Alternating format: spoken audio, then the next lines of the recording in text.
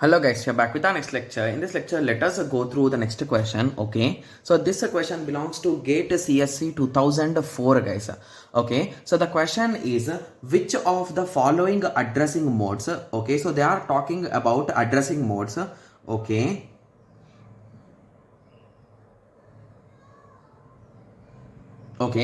addressing modes suitable for program reallocation at runtime. Okay, so basically it is talking about reallocation, right? Yes. Okay, so what exactly is reallocation guys? So basically assume in this way. So first of all, my code is at this location. So it is at this location, and later on due to some requirement I moved that particular code to here.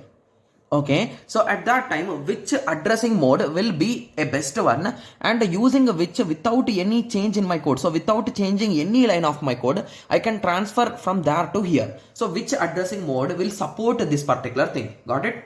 Yes. So that is the question they are asking guys. Got it? Yes. So option A says that if I use absolute addressing, it will be good. But I don't think absolute address will be a good one guys, because if you are going to change, you can change only one particular part, right? Yes, hence absolute addressing will not be a good one. Okay, similarly coming up to base addressing. So in base addressing, how it will work guys? So you will be giving the base, right? So here I will be giving the base address, and I will update that base register value to this address. So this first line address, right? Yes. So if I update the base address, automatically with the help of base address and offset. So in simple words, offset is nothing but the code line number guys.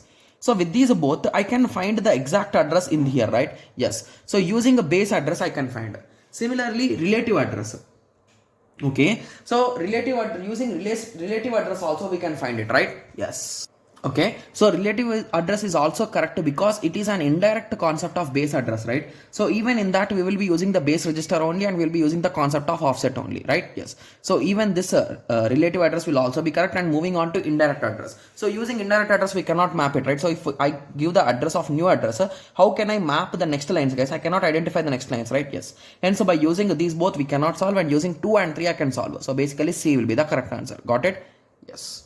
Okay, so I think everyone got a clear idea, and this is a conceptual question guys. Okay, yes, so I hope everyone got a clear idea with respect to this question. So in the next lecture, let us continue with the next question. Thank you. Thanks for watching. Like, share and subscribe for more awesome videos like this. Thank you.